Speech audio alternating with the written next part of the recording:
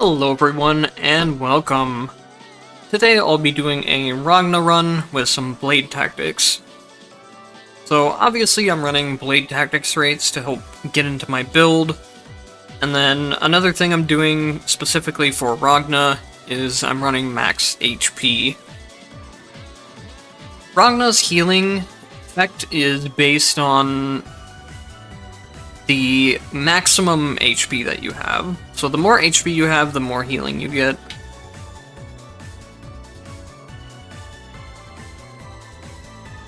For my entropy settings, I'm running mostly everything maxed except for item prices, item exchanges, potential selections, and enemy damage. Enemy damage is something I play with on normally, but when I'm doing commentary videos, it makes it very easy to just lose the run suddenly and waste all the time I've spent trying to do commentary. Especially if I'm trying to explain something and I get hit during that time, I can very easily just end a run. So the tactics setup I've built for my legacy characters are consecutive blade rings, skill poison ring, summon blade ring, and precision cut. Most of this is just the skill poison ring and the blade ring is required for the red effect I have here, and then precision cut is a really nice upgrade to have, so I put that on here. The main thing we'll be looking at is the consecutive blade rings, where when a poison ring is active, you can approach an enemy for the blade ring to stay active, dealing damage with each instance. We'll be able to see that in effect as soon as I start the run. So let's go ahead and get right into it.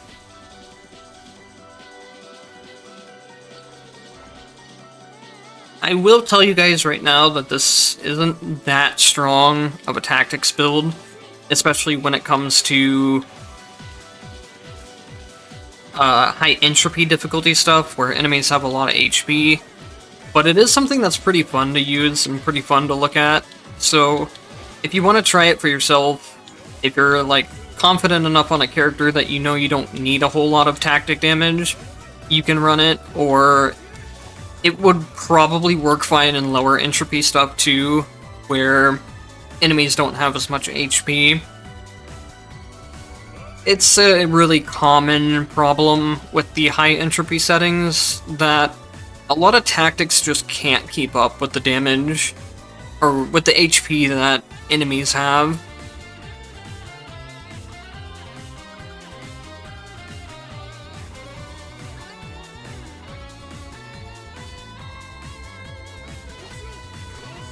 I think they need to kind of do something about most of the tactics in general.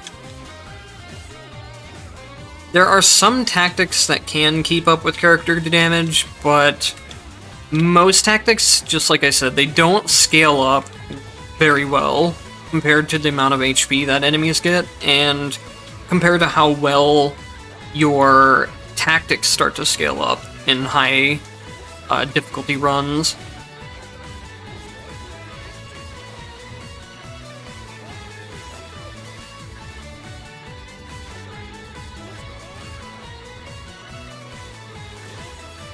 So I'll explain what's going on more in the next room, but I'm sure you've already kind of seen it to begin with. When I have a poison ring on, my blade rings will sit there and hit constantly. It makes them do quite a bit more damage than they would be if you just had the blade rings themselves, but it's still not... It's not great DPS in terms of what other tactics could be doing instead.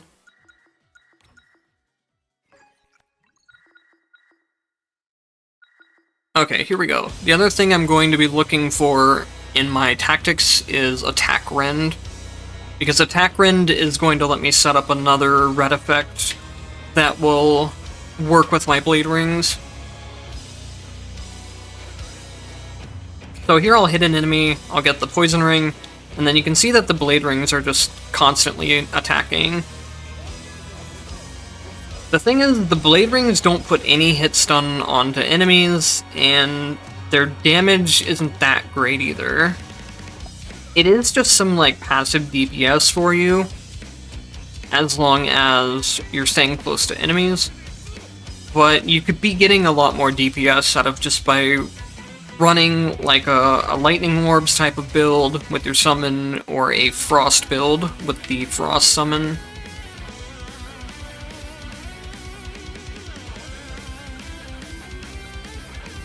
It is nice to just run some different tactics every so often, though. If you look for the really meta tactics, you're gonna end up on the same pretty much 2 to 3 builds every time.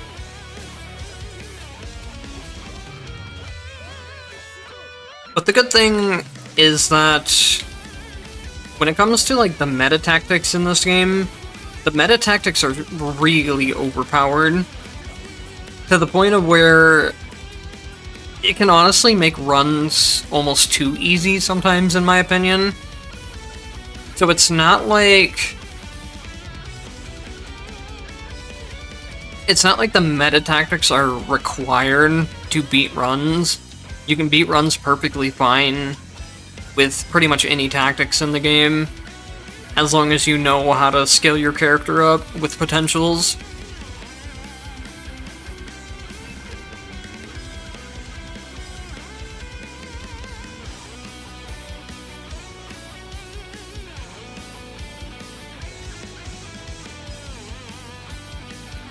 So that makes it where, even if there are some potentials that are way better than others, I don't feel like I ever have to go meta tactics. I can still mess around with other tactics. What the? I'm not entirely sure what happened there. I think that might have been my Blade Ring interacting with Jin's passive. I had way more Blade Rings stuck there than I should have.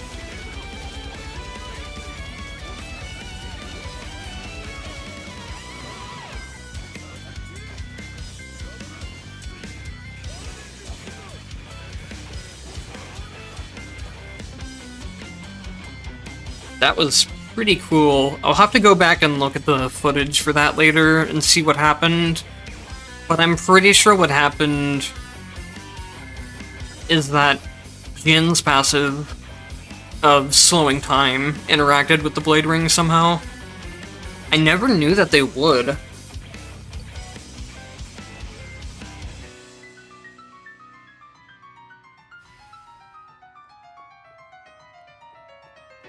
I've slowly been figuring out a couple things about tactics that I didn't know even after a long time of playing the game.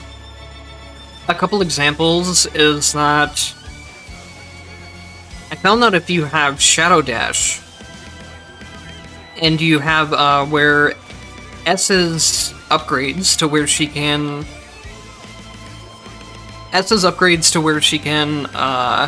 spawn crests while dashing, the shadows will actually spawn their own crests as they're dashing around. It's pretty interesting. I might have to show that off at some point. So here's the other red tactic that I said I wanted to go into with Rend. Upon hitting an enemy inflicted with Rend, Blade Rings deal 500 extra damage. This is probably going to sound extremely overpowered, but the way that this extra damage works isn't really even that good. It's not 500 damage per Blade Ring that hits, it's just occasionally when the Blade Rings hit, there will be an extra 500 damage number in there. It's going to be pretty much impossible to see with all of the damage numbers that are going on, but I have confirmed that it does work.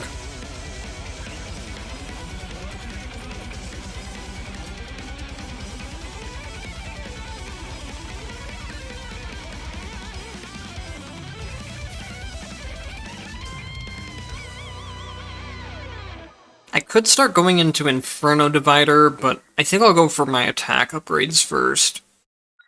If you're wanting to do something similar to this, you can go for Inferno Divider with the up attack input, and then look for the upgrade where it deals damage more times. Or you can look for the dash attack upgrade, where your dash attack deals damage more times. That's the one that I got first, so I'm pretty much going into that variation of the build. The reason why I mentioned those two is because they both do multi-hits and will apply your rend very quickly.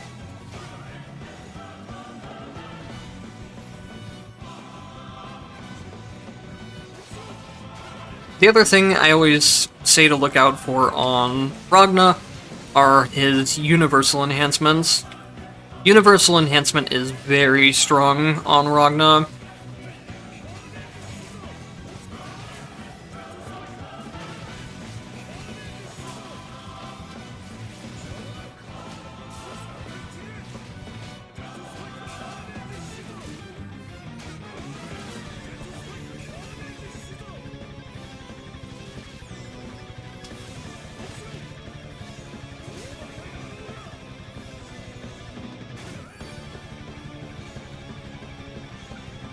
I'm looking for a specific rend upgrade here as well.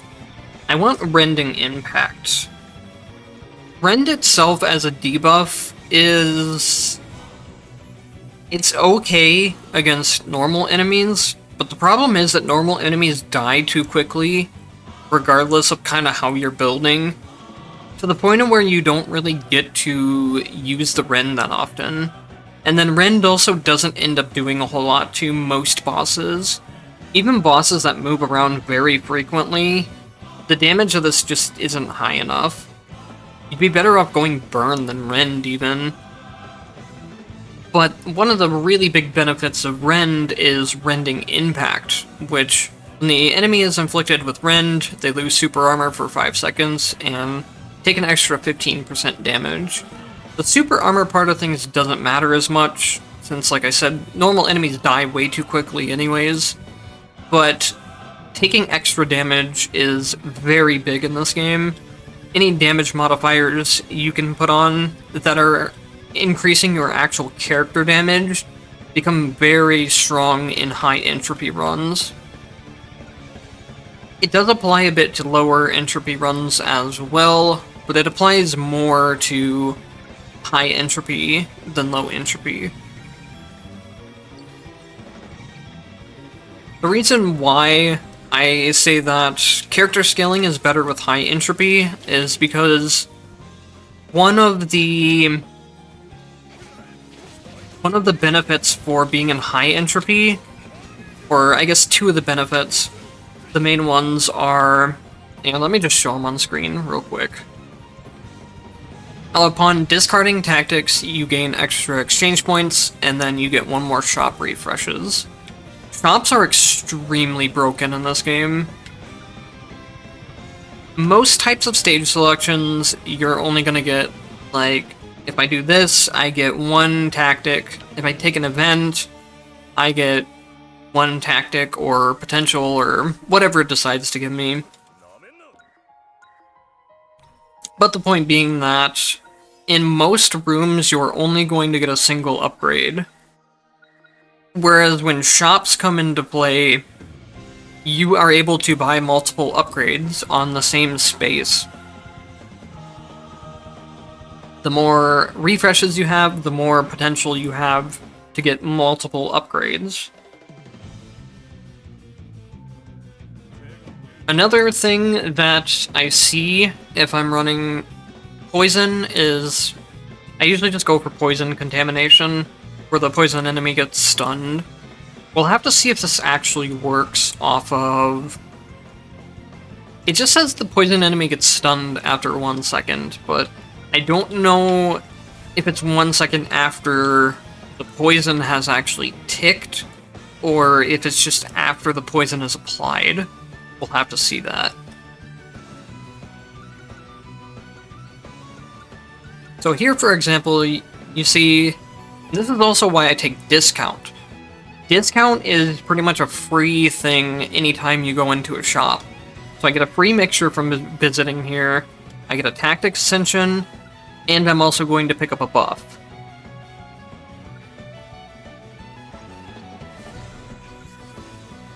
Now I could also refresh here and get even more, but I don't think it's worth it at the current amount of money I have. So it might have been a good idea just to spend all my money right before the boss fight, but I'm not really worried about the boss fight itself.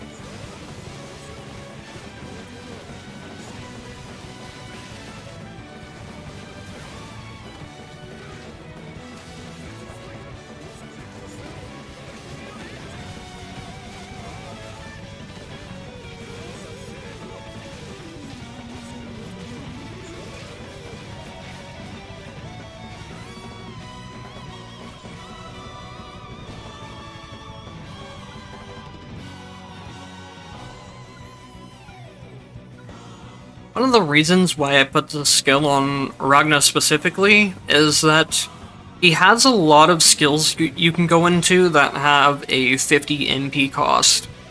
So things like the dash attack thing, the Demon's Wave, the Gauntlet Hades, there's a lot of options you can go into for those.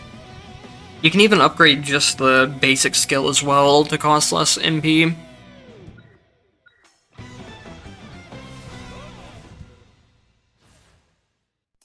And then the other reason why I put this on Ragna is that it requires you to constantly be in melee range.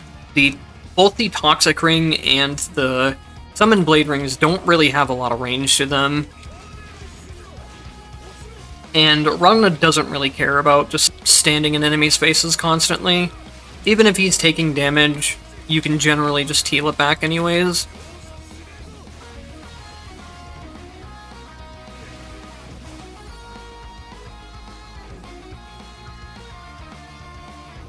Okay, here we go. Here's the Rending Impact that I talked about. It buffs just general damage dealt, so it's much better to just buff my character's damage rather than going for something that's going to make the Rend do only slightly more damage.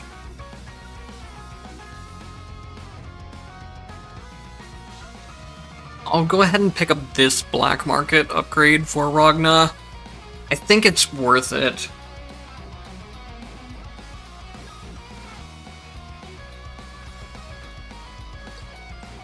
I'm generally not a big fan of black market upgrades on Ragna, because I don't remember if I mentioned it in this attempt or a different one, but the amount that Ragna heals off of his healing effects is based off of your max HP. So the higher HP you have, the more you're going to be healing.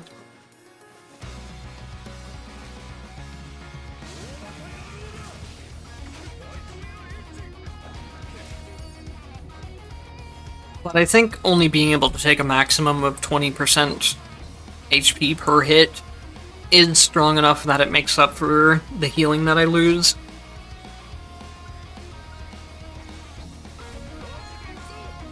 Also, when you get this black market upgrade, it does not apply to damage you deal to yourself. You will still be doing more than 20% HP damage to yourself. You'll just take the full amount.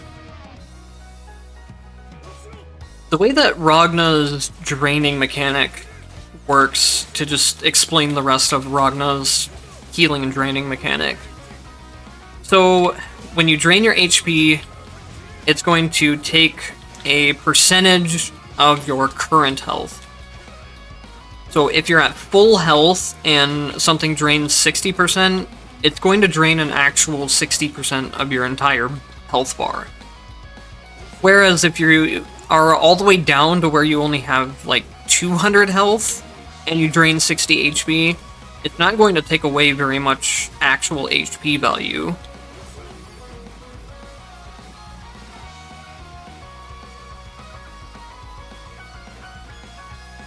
Fatal Rend is also pretty nice as an upgrade, since we're going for a Rend build already. Attacking a training enemy with Rend and less than 30% HP will instantly eliminate them. This does apply to bosses too, but it's a much lower execute threshold. I don't really know where exactly the execute threshold for bosses is.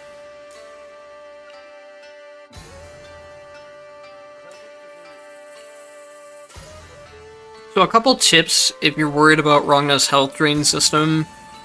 One is to just put off playing him a little bit until you have your mind upgrades maxed out, so you have the highest starting HP. Another tip is to take the mind crystal that gives you more starting HP. And then another thing you can do is go into Black Onslaught. Black Onslaught is pretty much a full heal anytime you press it. And then you can get this upgrade for it as well, where some recovery effects take effect immediately. The other thing you want to be looking for if you're playing around Ragna's healing often is the universal enhancements. Soul Devour might look like it's scary to use at first. You deal more damage and recover more HP at lower HP, but you recover less HP at higher HP. The damage benefit you get from this is really high, and the healing benefits that you get from this is really high. And if you take into account what I just mentioned before, but you recover less HP at higher HP, you're already draining so much of your HP if you press one of your HP draining buttons that you're going to be getting more benefit from the increased healing at low HP than if you didn't have it. Because you're already draining a high amount of HP either way. You might as well be getting the low HP benefit on the healing, even if you're not healing as much at high HP. I can't really think of any real situation where this would strictly be a downside instead of an upside.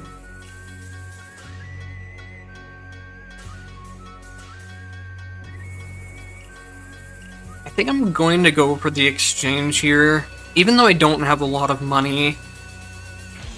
The reason being I have the discount, and the other thing that's really strong about shops is that they allow you to see a lot of different options and choose exactly what you're getting.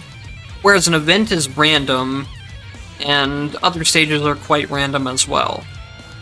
Now there are definitely a lot of random elements to shops as well, but you at least get to see 5 options.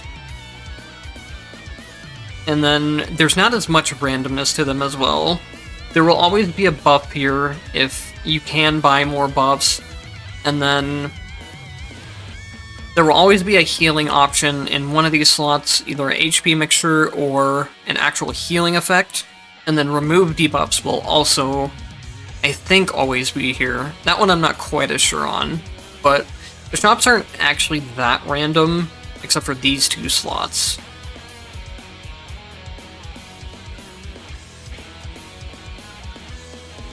I kind of want to take the speedrun reward here, but I don't think it will add up to enough since I only have 1 area left to go through. Speedrun reward gives you extra shop exchange points when you clear a stage fast enough. And I think the max MP is going to be a lot more valuable than the Tactic Ascension. It's a shame that I got a discount here, and I'm literally 2 exchange points away from being able to buy it, but that's just how it goes.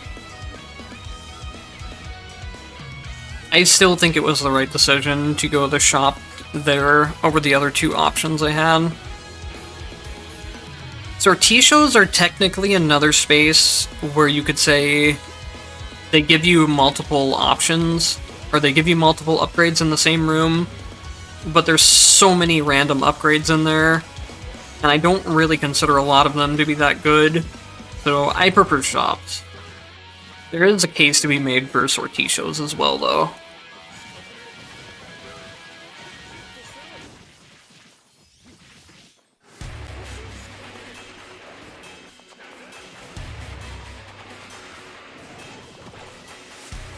Oh, by the way, if you're wondering, you might have saw it right there just happen.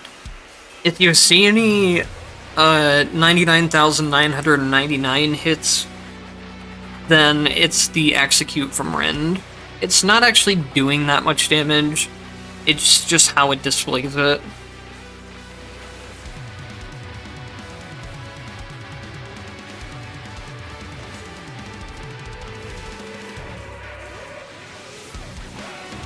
The other thing that's really nice about having the execute here on Rend is that it should proc off of the blade rings, I would assume, and then it will just kill anything. Yep, it procced off of the blade rings right there. So if anything gets into that threshold, they're probably just instantly dead because of the blade rings constantly hitting anything.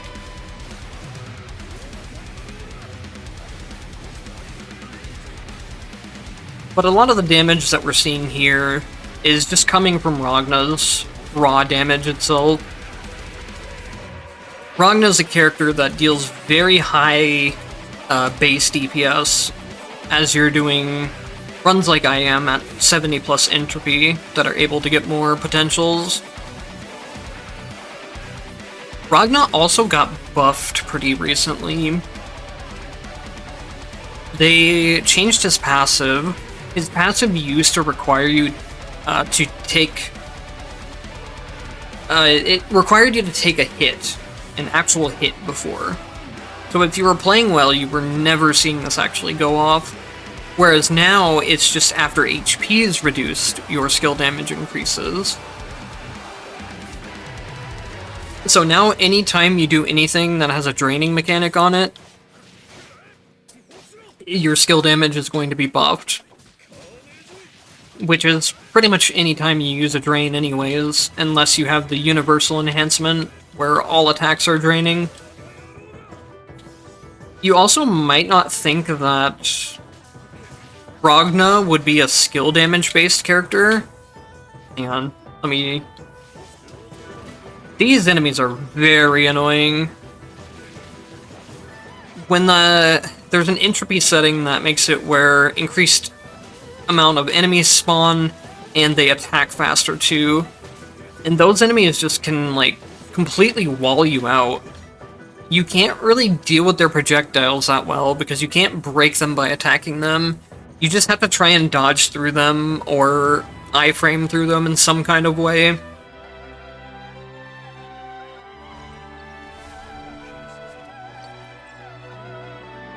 Oh, but back to what I was saying about Ragna. A lot of his attacks do actually scale off of skill damage. He has a lot of input commands that cost MP. Basically, if anything costs MP, it's going to scale off of skill damage instead of attack damage. Unless it's a dash attack input. Dash attack inputs seem to scale off of attack damage, even if they're costing MP for some reason. I don't know how it works for Ragna's dash attack potentials, but I know for Lambda's up plus dash input counts as attack damage, and I know for S's down plus dodge input, I think it's called Galahad. That one also scales off of attacks, so it would get attack damage increases from Mind Crystals and apply attack-based tactics as well.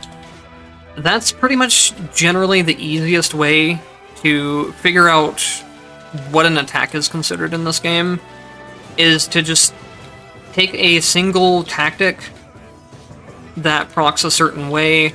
Like, Light Spears is a good one to check for skills. If the skill hits and it procs Light Spears, or if you use an attack and it procs Light Spears, then it's a skill-based attack. The only thing you do need to be careful is that Light Spears do have a cooldown, so make sure you take that into account when you're testing things. And then for attack, you can easily look at things like Rend to figure out if things are applying as an attack or not. Chain Lightning is another pretty easy one to figure out things with as well. Either the skill-based version of Chain Lightning or attack Chain Lightning. So since I've got my basic build set up, you could go for Dash Daggers or Legacy Storm. These do also both have synergy with Rending, so you can get extra Rending damage that way. But I don't think they're very good. Like, daggers themselves don't really do a whole lot of damage, and Storm itself doesn't really do a whole lot of damage in the Legacy slot, just because of Legacies having such long cooldowns.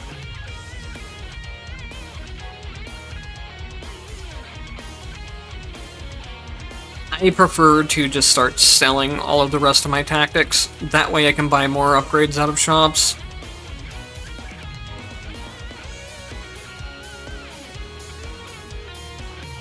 If you're struggling with Ragna's HP gain, another thing you can look into is Devoured by Darkness. This skill tends to heal a lot of HP back. I'll try and show it off. You also have invulnerability while you're in the animation of Devoured by Darkness, so it can be used as a safety tool or a dodging tool for avoiding certain damage attacks.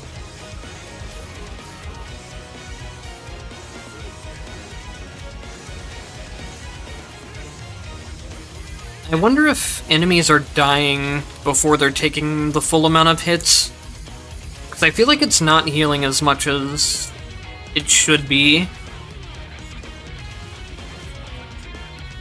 It's very possible that enemies are just dying too quickly. I'll have to check it on a boss.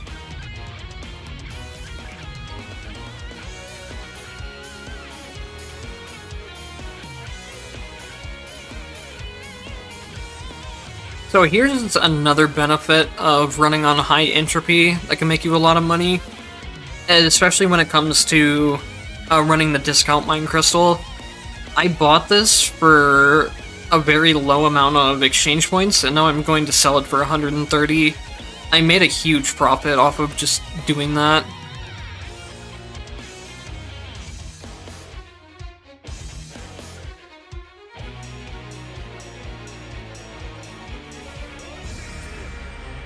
So I've explained this in the past, but I'll explain it again in case anyone is new here.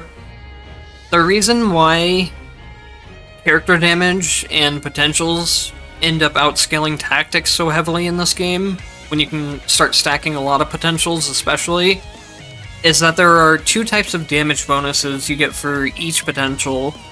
So if you look in the attack itself here, you can see I have a 20% damage bonus here. That's a 20% bonus for attacks of this attack type. So for example, it's bonus damage for my basic attacks in this case, or the Demon's Wave input. But there's also another bonus up here in the top right, where you get a damage bonus to your overall character. This damage bonus starts scaling very high throughout the run. I'm at 260% right now, and you can get it much higher on really efficient runs. You can start getting it up to like 400, even 500 sometimes.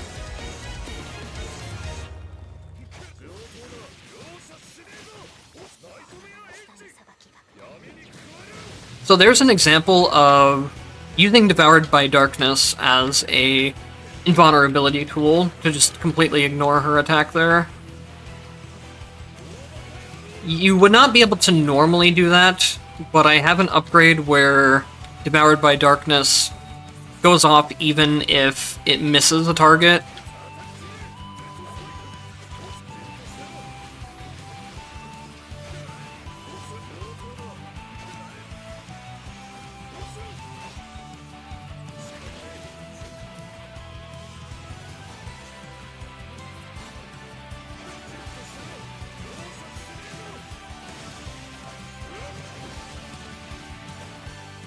Alright, pretty clean Oried fight there. I'm happy with that one. I did take a little bit of, like, chip damage occasionally, but that's something that happens a lot with this boss. Alright, we are back and ready to go for the Susano fight.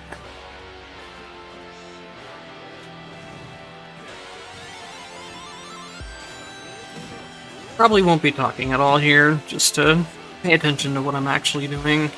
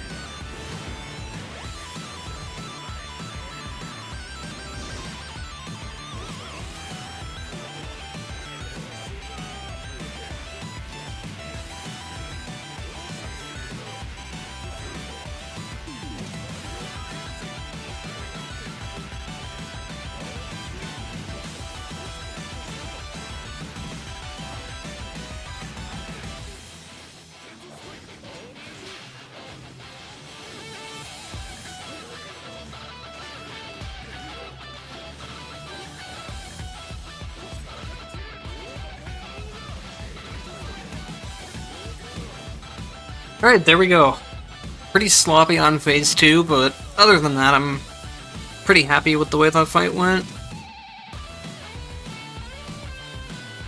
That'll be it for that run. Like I said before, I don't think this is a very strong build when it comes to the DPS it does, but it does enough damage that if you're able to deal a decent amount of DPS with your character, it can be pretty fun to use. Maybe not something you want to use in real high entropy settings, but it's something you can mess around with for fun. I'll probably be trying to do a couple more of these, just builds that are more set around having fun than picking the most meta tactics, because I'm pretty tired of using the meta ones. Anyways, thank you guys for watching, and I'll see you in the next one.